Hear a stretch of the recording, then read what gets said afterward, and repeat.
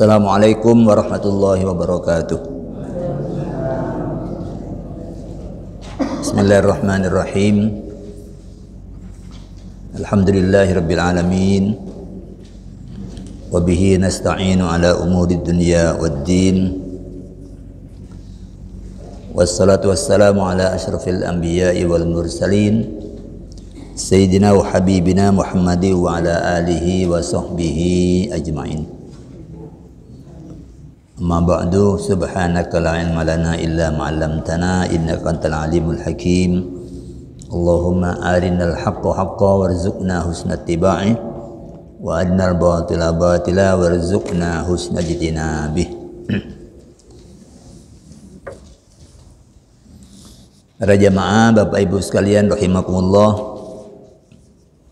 Alhamdulillahirabbil alamin, pagi hari ini kita akan kembali mengkaji bagian dari ajaran agama kita. Mudah-mudahan Allah Subhanahu wa taala memberikan kepada kita tambahan ilmu yang bermanfaat. Pagi hari ini kita akan kaji tema tentang ihsan kepada tetangga.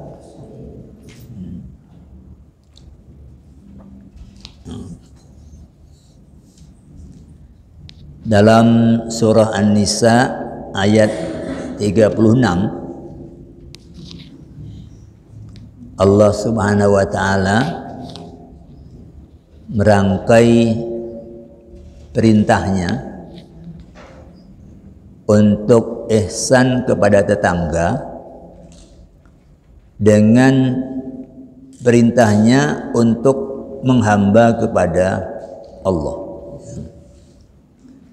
Jadi ada beberapa tindakan yang diperintah dalam bentuk kalimat yang merangkai semuanya. A'udzubillahi minasyaitonirrajim, wa'budullaha, dan hendaklah kalian menghamba kepada Allah. Wala tusyriku bihi syai'an, dan jangan kalian sekutukan dia dengan sesuatu pun. Kemudian wabil walidaini ihsana, dan kepada kedua orang tua hendaklah kalian berbuat ihsan. Wabidil qurba, dan kepada kerabat. Wal yatama, dan kepada anak-anak yatim. Wal masakin, dan kepada orang-orang miskin. Nah, lalu sebut wal jari dil qurba wal jaril junub, dan kepada tetangga dekat dan tetangga jauh. Jadi ini satu deret Allah perintahkan, ya. Ini menunjukkan bahwa kesungguhan kita dalam menghamba kepada Allah itu layak dipertanyakan kalau kita belum bisa mengejawantahkan ihsan kepada tetangga. Jadi kalau orang itu elek nang tonggone, buruk hubungannya dengan tetangganya, itu penghambanya kepada Allah itu layak untuk dikasih tanda tanya. Itu Allah perintahkan dalam satu rangkaian, ya. Kemudian di depan oke, kok di belakang enggak.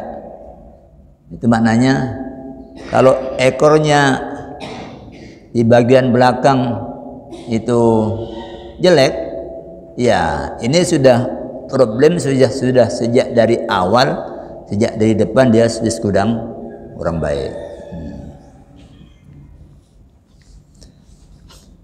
Nah, untuk itu mari kita segarkan perhatian kita pagi hari ini mengenai ihsan kepada tetangga itu dengan mengkaji dalil-dalil syariat yang menggariskan tentang rambu-rambunya. apa yang mesti kita perhatikan dalam rangka kita membina hubungan ihsan dengan tetangga kita. Yang disebut dengan tetangga, al-jaru, itu adalah manjawarat daruhu daroka. Tetangga itu adalah orang yang rumahnya berdampingan atau bersekitaran dengan Anda, dengan kita, dengan rumah kita. Ila arba'ina daron, sampai 40 rumah, min kulli janibin, ke semua arah, ke selatan, ke utara, ke barat, ke timur, itu sampai 40 rumah, itu kehitung tetangga.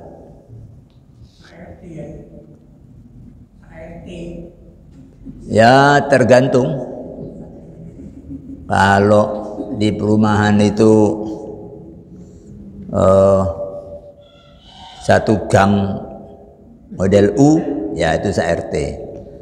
Tapi kalau gangnya model sambung-sambungan, itu bisa lebih dari satu, bisa kurang, ya, bisa kurang. Itu kalau di perumahan. Kalau di kampung,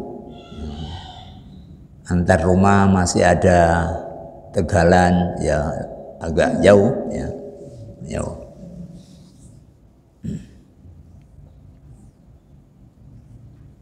Nah, Islam sangat menekankan sikap ihsan kepada tetangga, baik tetangga dekat maupun tetangga jauh. Yang paling mudah dipahami tetangga dekat itu ya ukurannya jarak, punya jarak. Yang pintunya lebih dekat kepada kita, itu berarti dia lebih dekat dari tetangga yang pintunya lebih jauh dengan kita. Karena yang pintunya dekat itu lebih banyak tahu apa yang terjadi berkaitan dengan kita. Apakah kita ini sedang susah atau kita sedang senang? Apakah di rumah ada gangguan atau aman-aman? Yang paling tahu itu adalah yang pintunya terdekat dengan rumah kita. Kalau ada yang bengok, nah itu yang dengar duluan itu adalah yang paling dekat. Orang teriak maling, maling, maling, yang paling dekat itu adalah itu yang dengar. Kalau yang 40 rumah itu nggak tahu apa-apa. Setelah malingnya dikirim kantor polisi, oh iya tah, wah dia telat, yang tahu. Itu yang paling gampang. Tapi ada ulama yang menyatakan bahwa kedekatan ini bisa ditentukan juga dengan satu, dengan agama. Yang seiman itu tetangga dekat, yang tidak seiman itu tetangga jauh. Ada juga ukuran hubungan kerabat. Yang ada hubungan kerabat itu tetangga dekat, yang tidak ada hubungan kerabat itu tetangga jauh, ya. Jadi pemaknaannya bisa bermacam-macam, ya. Tapi untuk yang dekat maupun untuk yang jauh, Allah perintahkan kita untuk berbuat ihsan.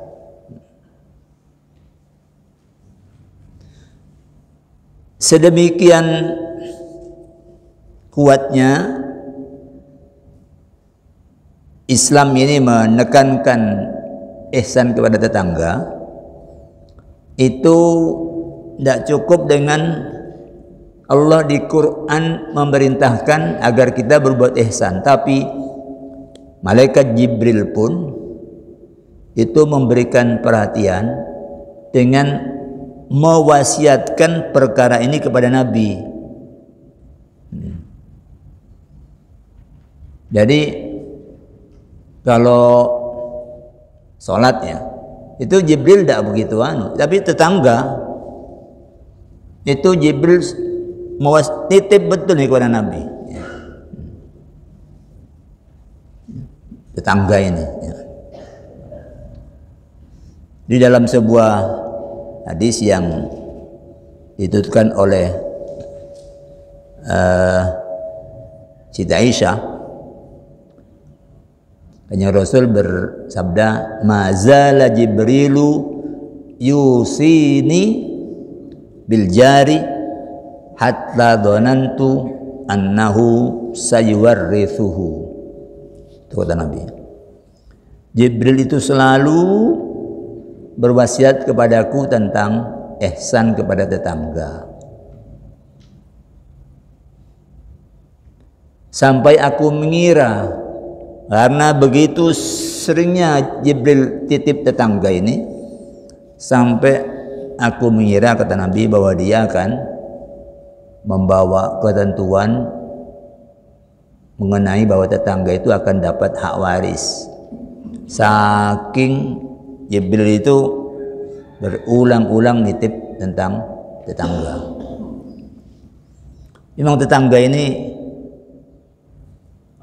sehari-hari hadir itu di lingkungan kita. Itu orang muda mudah itu terganggu oleh tetangga.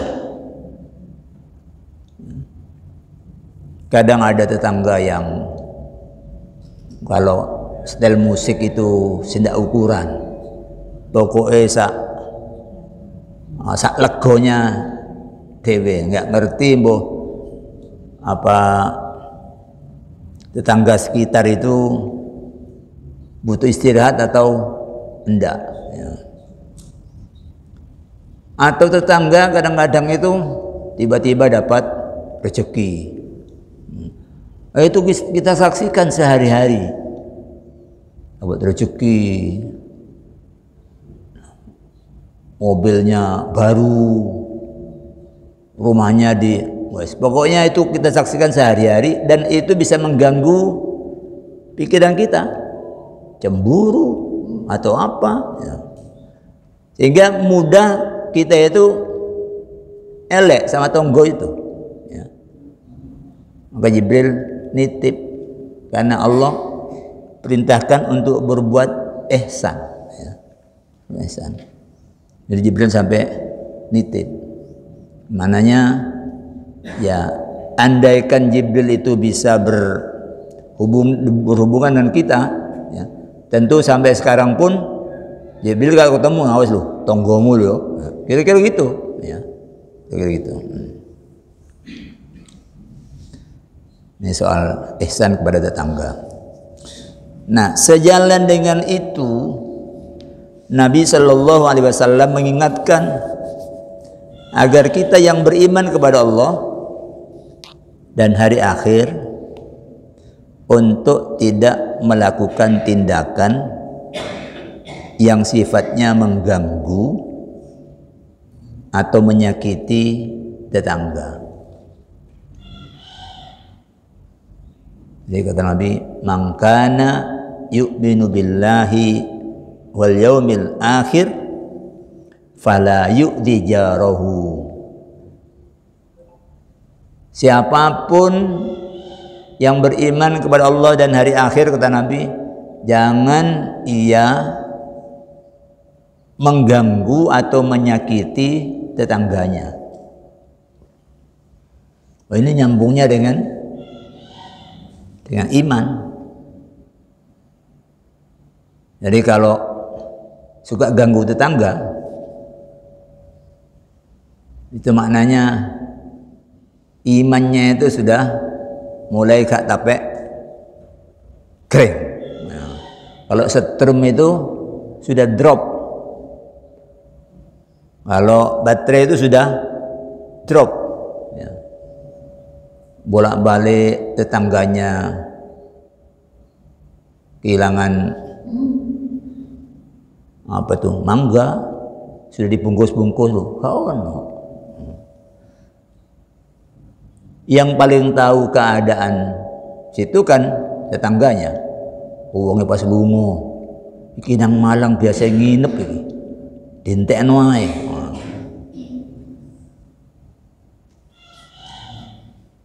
Itu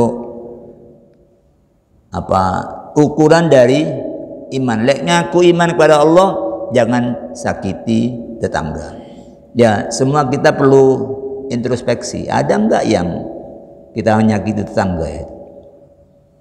Kadang kita tidak merasa bahwa kita naruh apa parkir sepeda motor atau kendaraan apapun yang lain itu mengganggu keluar masuk tetangga.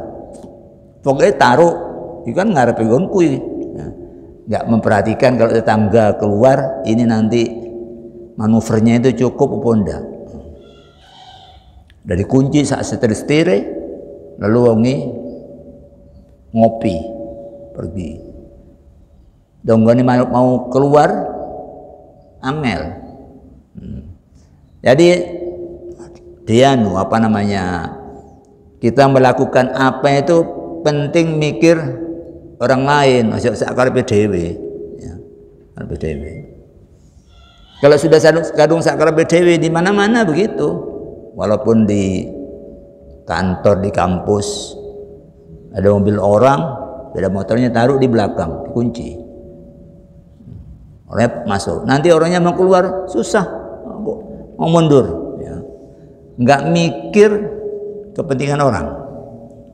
Ya. Ya.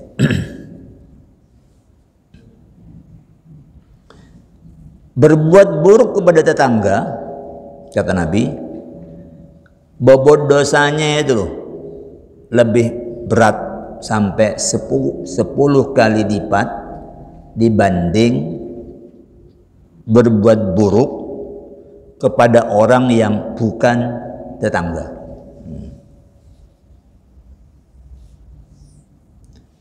Sahabat Al-Miqdad Al-Aswad itu berkata bahwa Rasulullah Shallallahu Alaihi Wasallam bertanya kepada para sahabat mengenai zina. Apa pandangan kalian mengenai zina? Ya, mereka menjawab, haramun, haramallahu wa rasuluhu. Ya, kata sahabat, itu perbuatan haram.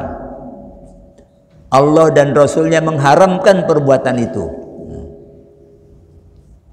Iya, betul. Nah, tapi Nabi kemudian memberikan penjelasan tambahan. La ayyasniyar rajulu bi asyri niswatin aisaru alaihi min ayyasniya bimro'ati jarihi. Seorang laki-laki yang berzina dengan 10 perempuan di tempat lain, ya, di mana lah gitu, itu masih lebih ringan dibanding dia berzina dengan istri tetangganya satu orang. Iku lek berzinanya 1 kali. Kalau setiap suaminya keluar kota, itu pimpiro. Itu mengenai tetangga yang dipesan-pesan oleh Jibril, itu keburukan kita, itu bobot buruknya itu 10 kali lipat dibandingkan bobot kalau kita melakukan perbuatan buruk yang sama terhadap yang bukan tetangga. Nabi juga bertanya tentang nyolong, tentang mencuri. Sama. Ini sesuatu yang sudah qat'i para sahabat, jawabannya haramun, haramallahu wa rasuluhu. Mencuri itu haram, Allah dan Rasulnya telah mengharamkannya. Sama. Dan Nabi menambahkan, la ayyasriqa min asrati ahli abyatin, orang itu mencuri dari penghuni 10 rumah, dia ambili barang-barangnya, dia kuras rumahnya. Aisaru alaihi min ayyasriqa min bait tijarihi, itu masih lebih ringan. 10 itu lebih ringan dibanding dengan dia nyolong dari satu rumah tetangganya. Karena itu Nabi bersumpah, wallahi la yu'minu, demi Allah tidak beriman. Diulang 3 kali, demi Allah tidak beriman, demi Allah tidak beriman. Man la ya'manu jaruhu bawa'iqahu, orang yang tetangganya tidak aman dari gangguannya, ganggu aja terus. Sepeda motor diparkir di luar, dilihat kok sepi, digembosi. Ono aja gangguan itu. Dan Nabi, demi Allah dia tidak beriman. Kalau orang beriman, tidak seperti itu kelakuannya. Ya. Jadi iman itu mesti mengejawantah dalam bentuk tindakan-tindakan yang sejalan dengan tuntutan iman dalam segala urusan, termasuk dalam urusan bertetangga, baik itu tetangga muslim maupun tetangga bukan muslim. Ihsan kepada tetangga bukan muslim itu ya kasih ruang dia untuk menjalankan ajaran agamanya, jangan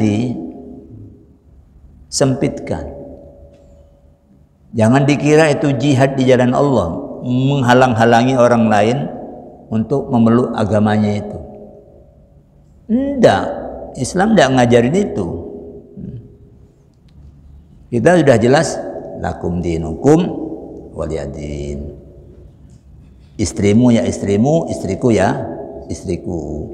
Aku gak ganggu istrimu, kamu jangan ganggu istriku. Agamamu ya agamamu, agamaku ya agamaku. Jelas itu lapang ya, lapang. Soal orang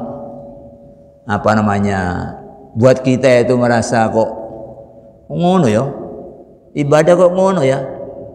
Iya, karena kita itu sudah punya keyakinan. Coba kita seperti dia, yang akan berbuat seperti dia. Dulu di zaman-zaman lama dulu, ketika negara itu dibangun berdasarkan agama, ya, ada negara Islam, ada negara non-Islam, ya. Maka di dalam Islam ada aturan berkenaan dengan orang Muslim yang tinggal di negara, orang non-Muslim yang tinggal di negara Islam dan menyatakan tunduk patuh kepada pemerintah Islam. Itu perlakuannya, ya.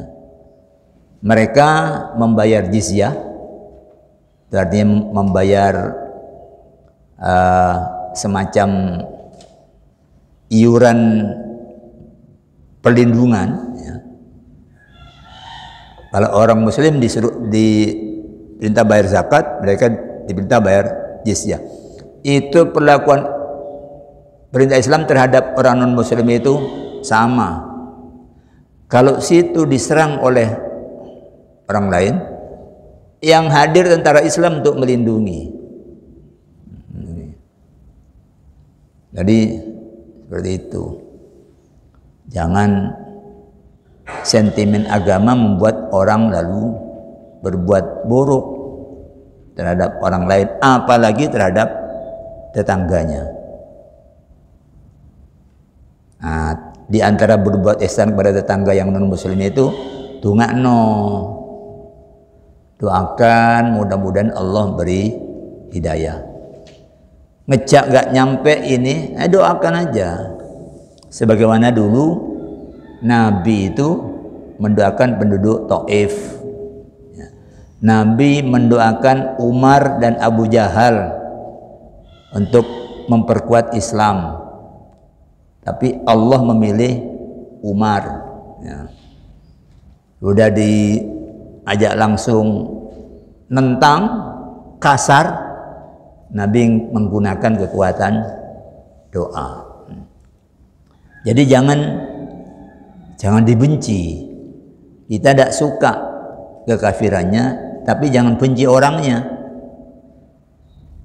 Ibarat ada orang sakit kanker, kita tidak suka penyakit kankernya, tapi sakno sama yang menderita penyakit kanker. La iso dongakno mudah-mudahan sembuh. Ya kayak gitu ya. Jangan orangnya kemudian kita benci juga. Harus dikasihani karena dia belum dapat hidayah. Coba kalau kita seperti dia, pada dapat hidayah. Coba kalau yang gitu tuh anak kita. Anak kita yang kemudian tidak beriman. Ibu itu akan resah hatinya, dia akan meminta kepada Allah agar anaknya dikembalikan. Karena saya punya teman itu, kiai, anaknya alumni Madrasah Aliyah, juara MTQ tingkat kabupaten, kerja ke Jakarta, bersuamikan orang asing, udah lepas itu mukena itu, terlibat dalam narkoba, dua-duanya masuk penjara, ibunya bezok membawa mukena, mudah-mudahan tapi udah nggak nyambung. Coba itu kalau kita ibunya, ya kayak gitu juga terhadap saudara kita yang lain, kita membina hubungan rahmat terhadap semua, memaksa tidak boleh, ngajak dianjurkan, nggak nyampe itu doa, ya, doa. Itu bagian dari perbuatan ihsan.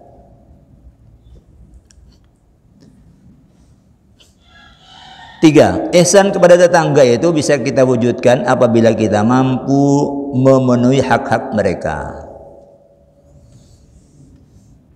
Ada sebuah hadis yang disitir oleh Imam As-Suyuti di dalam kitab Jami'ul Ahadits, himpunan hadis-hadis, itu menyebutkan ada 10 hak tetangga kita. Kalau kita baca sebaliknya, itu 10 kewajiban kita terhadap tetangga. Kalau dibalik 10 itu satu, ini ista'ana bika a'antahu, kalau tetanggamu minta tolong kepadamu, ya kamu tolong dia, mau tolong dia. Pak aku jaluk tolong, opo iki motorku mogok, jaluk tolong didorong ya. Itu tetangga yang baik. Bentar, aku tak gerak wong-wong. Satpam dipanggili, aku api. Jangan, nggih. Habis itu masuk, tidak keluar lagi. Itu tangga capopoi.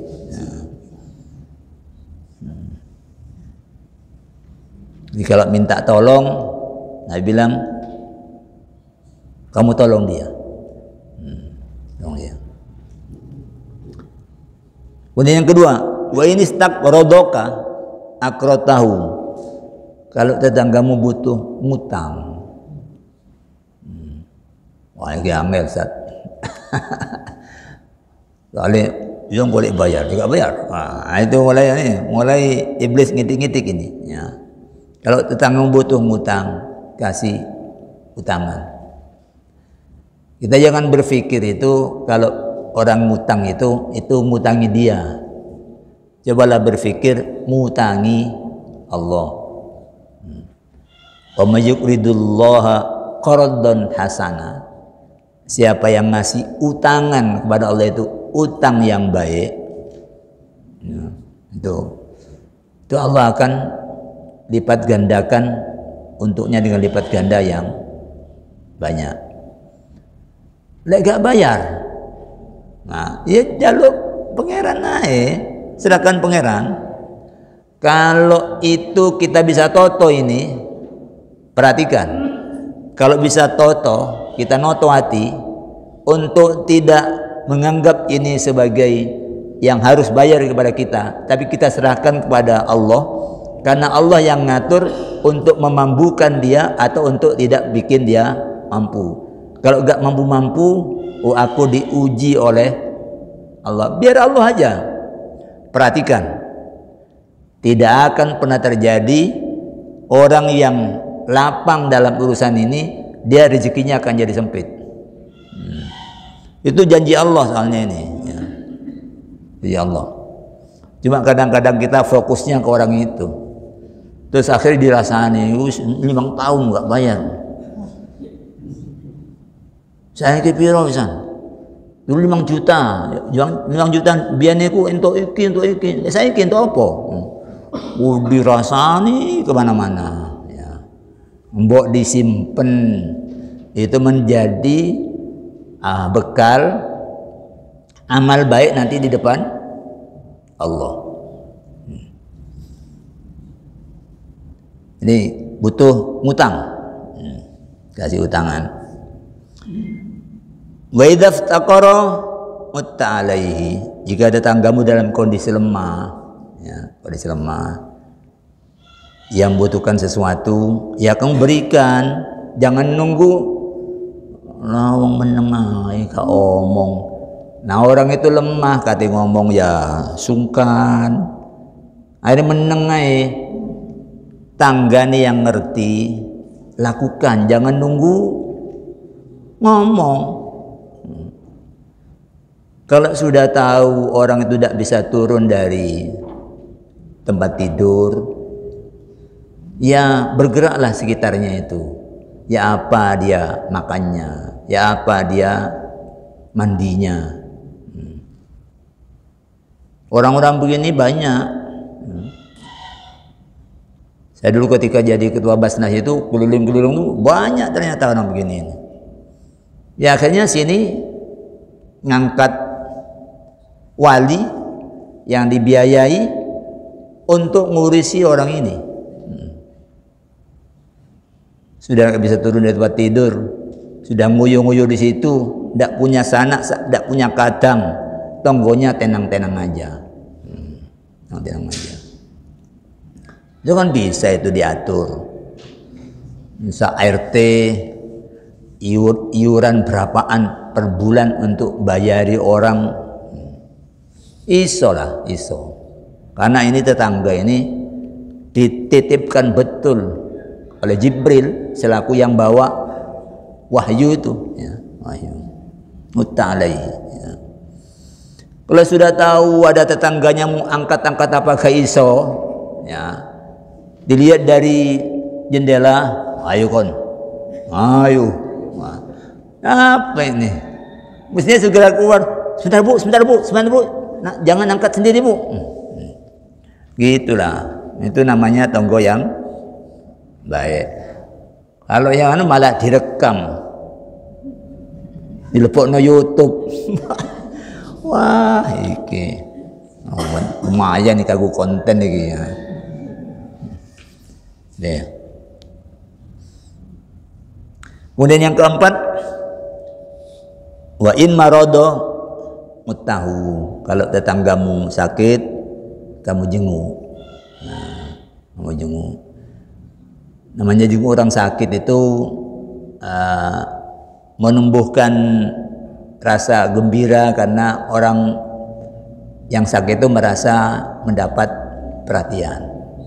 Apalagi kemudian didoakan, pegang apa bagian mana dari tubuhnya, tidak bisa cara Arab, sudah cara Indonesia, mudah-mudahan Allah mengangkat penyakitmu, amin. Wah, itu sudah obat yang nggak ada di apotik ya. Jadi kalau yang diajarkan Nabi itu Allahumma rabban nas mudhibal ba'si, ya Allah Tuhan manusia, mudhibal ba'si, yang menghilangkan sakit, menghilangkan beban-beban yang tidak mengenakkan. Isfiha atau isfihi, kalau perempuan isfiha, ya Allah sembuhkan dia. Anta syafi, engkaulah yang maha menyembuhkan. La syifaa illa syifauka, tidak ada kesembuhan kecuali kesembuhan yang dianugerahkan oleh engkau. Syifaan la yughadiru saqaman, kesembuhan yang tidak meninggalkan sakit, artinya tuntas ya. Sembuhnya sembuh tuntas. Apakah Allah mengabulkan atau tidak, itu sudah jadi obat bagi dia karena perhatian kita. Karena boleh jadi Allah masih mempertahankan dia untuk diuji dengan sakit itu, karena ujian itu menjadi sarana untuk menebus atau menggugurkan dosa. Yang kelima, wa imata ittaba'ta janazatahu, jika tetanggamu meninggal dunia kamu antar jenazahnya. Ya kemana? Ya ke pemakaman ya, pemakaman. Kemudian yang ke-6, wa in asabahu khairun hanna'tahu, kalau tetanggamu mendapat anugerah kebaikan kamu ucapkan selamat. Iki angel iki kalau untuk orang yang suka cemburu. Kok cemburu, punya anak goblok, gak munggah kelas ping pindho, SDA 8 tahun. Terus yang tonggo sebelah, wah itu akselerasi. SD hanya ditempuh 5 tahun, kemudian lulus dengan tarikat terbaik. Sini dengar, malah bukan senang mendengar itu. Nah, tapi ini diajari oleh Nabi, datangkan, selamat ya. Mudah-mudahan, karena belum tentu sing pinter itu nanti ujungnya api. Jangan-jangan anakmu yang kurang itu dia ada neko-neko hidup. Oh, yang pinter ini bisa jadi nanti itu melakukan kejahatan menggunakan kepinterannya, sehingga iso ya urip ya semono iku tapi aman sampai ujung waktu. Jadi ucapkan selamat. Selamat Pak, mudah-mudahan putranya terus diparingi keunggulan yang bermanfaat. Itu ikut senang kalau orang mendapatkan nikmat. Kalau enggak, itu namanya kita itu dengki, hasad ya. Hasad itu membakar kebaikan sebagaimana kayu bakar, sebagaimana api membakar kayu ya, bakar kayu. Jadi jangan dipelihara itu ya. Lawan, ucapkan selamat. Ada anak bayi, ucapkan selamat, kunjung. Selamat telah melahirkan dengan lancar, mudah-mudahan terus bertumbuh, panjenengan sehat kembali, anaknya terus bertumbuh sehat, menjadi bagian dari generasi soleh dan seterusnya. Ya, itu hak tetangga untuk kita ucapi selamat. Kemudian bain asabatu musibatun azzaitahu, kalau tetanggamu tertimpa musibah kamu hibur dia ya. Jangan malah bersyukur. Ada tetanggamu jatuh nang got, syukur. Apa? Matamu dekendi, wis seru lek got. Waduh. Boyo lari anu, sebentar ayo bangun. Gak apa-apa ta? Karena ada kan orang begitu itu. Kadang ya tidak ngomong gitu, tapi masuk ke dalam. Pak Hadi ku tiba nang got mah. Alhamdulillah. Panjenengan ku suwi aku nunggu Pak Hadi kapan tiba nang got itu. Saiki sukses mah. Aduh. Apa ini? Ya. Azaitahu. Nabi itu ada tetangga memelihara burung. Burungnya itu mati. Nabi itu takziah. Takziah itu kan menghibur ya. Takziah itu. Azaitahu itu maknanya menghibur. Takziah itu menghibur. Jangan meden-medeni. Ya, meden-medeni, menghibur. Nabi datang ke dia, ya mudah-mudahan Allah ganti dengan burung yang lebih baik. Itu bagian dari menghibur. Kemudian yang ke-8, wala tastati'u alaihi bil bina fatahjub an hurrih illa bi'idnihi. Jangan tinggikan bangunan atasnya hingga kamu menghalangi angin atasnya kecuali dengan izinnya. Ini kan orang biasa itu sekarang dengan kemakmuran yang nampak di mana-mana, asalnya ya rumahnya biasa, kemudian ditingkat. Dan tingkat rumah itu sama tetangga kanan kiri itu izin. Bangunan Pak, saya kebetulan ada rezeki ini, mau saya naikkan ke atas karena anak saya nomor sekian itu tidak punya kamar misalnya itu. Mohon izin, pekerjaannya mengganggu panjenengan dan mungkin ini panjenengan agak terhalang mendapatkan sinar matahari sama angin. Oh nggih, monggo. Ya udah, itu bagian dari ihsan kepada tetangga.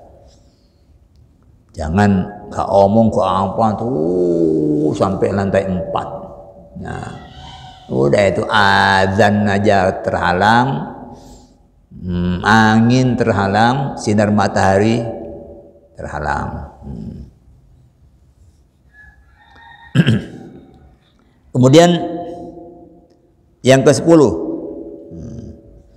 wa idza starata fakihatan, kalau engkau membeli buah, ya, fahdilahu, kasih hadiah untuk tetanggamu. Sa-RT ya ndak lah, sing pintunya pintunya terdekat, ya pintunya yang terdekat ya Nabi. Kata Nabi, kalau aku berbuat baik, Nabi kasih petunjuk, pilih tetanggamu yang pintunya paling dekat dengan pintu kamu. Fa illam taf'al fathilha sirran, kalau kamu tidak bisa itu melakukannya karena belinya ya cuma sekilo, ya. Mau di uncalno sana cuma pisang 1 biji gini ya tidak pantas, ya. Fathilha sirran, bawa masuk dengan sembunyi, dengan rahasia. Sudah sak cengkeh mulai ujung gang ditenteng, dibawa lagi, udah masukkan kresek ireng, ya kalau bisa masukkan tas rangsel gendong, itu rahasia.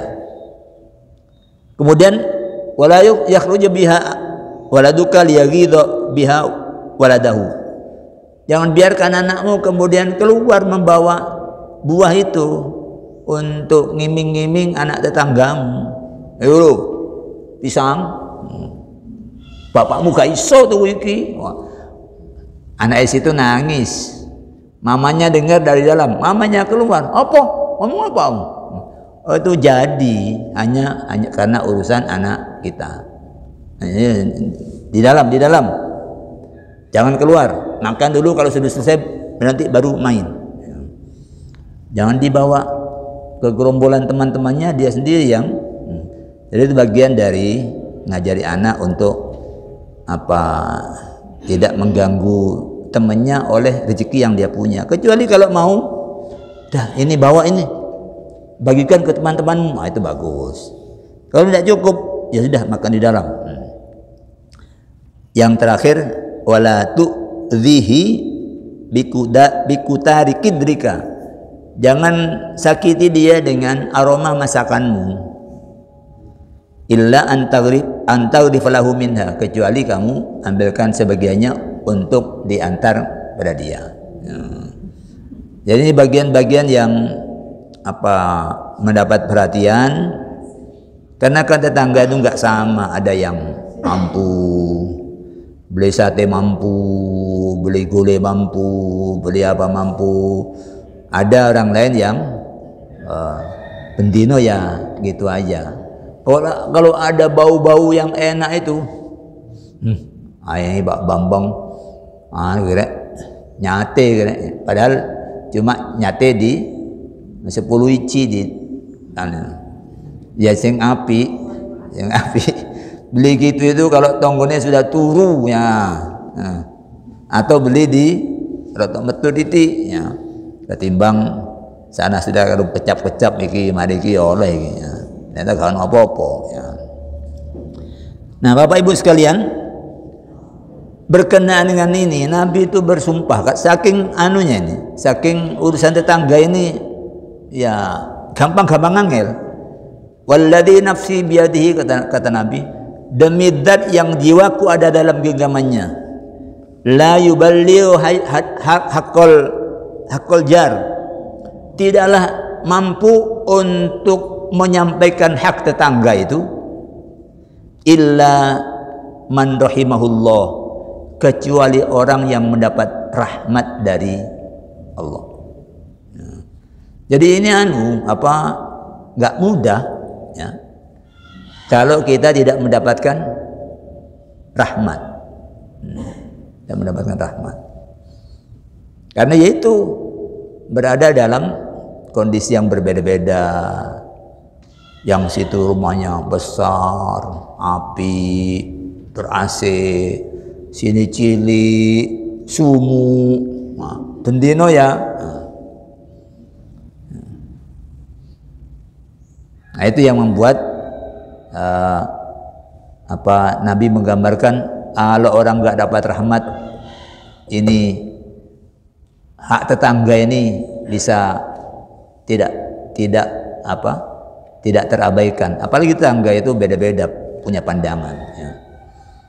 Ada yang sangat khawatir terhadap barangnya, mendengar di sana ada maling sepeda motor, entah di mana itu, terus di-share. Ini apa keamanan di tempat kita yang apa ini? Padahal sudah 6, 5, 7 tahun nggak pernah ada kehilangan gara-gara dapat share-sharean. Saya kira maling sepeda motor ini apa ini? Apa ditutup kanan tutup kiri aja gantian. Nanti itu muncul beda pendapat. Yaitu berhidup bertetangga. Makanya di kita sudah api, ada ketua RT. Apa kepanjangannya? Rukun tetangga. Itu aneh, itu tugas yang luar biasa Pak RT itu, karena ini jaga kerukunan tetangga. Tapi kalau nggak menghayati nama itu, RT-nya sendiri suka membuat konflik. Tua RT-nya malah jadi sumber konflik kalau nggak ngerti kalau ini ketua rukun tetangga. Jadi di RT itu nggak usah macem-macem. Sing utama ya tetangga rukun. Ya. Jangan bikin program ini, sampai tiap bulan warganya itu harus iuran banyak. Kok bayar SPP akhirnya tinggal di rumah dewe, kadang-kadang begitu orang itu ya. Baik Ibu sekalian, itu hal-hal yang berkenaan dengan ihsan kepada tetangga. Kita sudah punya pemahaman tentang ini, tapi ini bagian dari penguatan kembali untuk saya, untuk panjenengan, agar berkenan di tetangga. Ayo podo hati-hati, karena ini ya gampang-gampang susah. Kalau kita tidak punya komitmen, sangat mudah untuk dimainkan oleh iblis ya. Oke, saya kira cukup. Ada yang ingin dikemukakan? Silakan, silakan Pak. Bagaimana batas-batas berbuat ihsan antara tetangga yang seiman, tetangga yang berbeda keimanan. Karena keimanan seseorang itu kadang naik, kadang turun. Sehingga kalau kita memberitahu pada sesuatu pada orang yang mungkin keimanannya tidak sama dengan kita, jangan-jangan timbul satu kesalahpahaman seperti pada tulisan ini. Seperti pada tulisan ini, berbuat zina pada tetangga itu dosanya 10 kali lipat dibanding berbuat zina dengan 10 orang. Tapi di luar tetangga ini, kalau kita tidak hati-hati, bisa membuat sesuatu yang malah menjadi. Contohnya apa yang dimaksud dengan tadi itu? Misalnya ada tetangga yang seiman dengan kita, meninggal, kita berbuat baik, yang tidak seiman, itu seberapa batas-batasnya supaya kita ini tidak larut dalam perbuatan orang yang tidak seiman itu. Itu satu. Yang kedua, keimanan seseorang itu kan kadang naik, kadang turun. Sehingga kalau kita yang lebih tahu bisa memberitahu sesuatu pada yang orang yang kurang mengetahuinya. Seperti contoh berbuat zina dengan tetangga, dosanya 10 kali lipat dibanding dengan berbuat zina 10 kali. Tetangga ini kalau kita tidak hati-hati bisa timbul satu persepsi yang berbeda. Ya, tetangga yang berbeda iman dengan kita, dia punya hak untuk mendapatkan ihsan sebagai tetangga. Kalau yang seiman, ihsannya itu ihsan sebagai tetangga, ihsan sebagai orang Islam. Jadi mengucapkan salam, kemudian nyolati jenazahnya, barang itu hak-haknya orang yang Islam. Tapi kalau yang non Muslim, ya cukup takziah, datang ikut berbelasungkawa, menguatkan yang kena musibah, tapi tidak mendoakannya. Jadi ada beda-beda perlakuan, ada beda-beda perlakuan. Kalau berkenaan dengan tingkat keimanan tidak sama, ya, itu cara penyampaian itu boleh dipilih cara yang paling mungkin. Kalau sekarang loh ya, kalau sekarang kan sudah ada media grup PA. Nah, sampaikan kata-kata nasihat itu lewat grup WA. Kalau langsung nanti, kok Ustadz ya. Nah gitu, memunculkan hubungan nggak enak. Begitu Pak. Jadi ada tetangga, kalau tetangga seiman dan kerabat itu dia punya hak, punya 3 hak. Sebagai tetangga kita harus ihsan. Sebagai Muslim kita berikan hak-hak mereka sebagai orang Islam. Kemudian sebagai kerabat, dia lebih diutamakan dibanding yang lain dalam urusan kebaikan kita terhadap dia. Semuanya dibaiki, tapi ada yang kerabat ya beda dengan yang bukan kerabat. Yang Muslim beda dengan yang bukan Muslim, karena ada hal-hal yang dibatasi oleh agama. Begitu kurang lebihnya jawaban saya, ya, kurang lebihnya. Cukup, kita akhiri dengan hamdalah. Alhamdulillahirabbil alamin. Aqulu qouli hadza wa astaghfirullah li wa lakum. Wassalamualaikum warahmatullahi wabarakatuh. Astaghfirullah rabbal baraya أستغفر الله من الخطايا ربي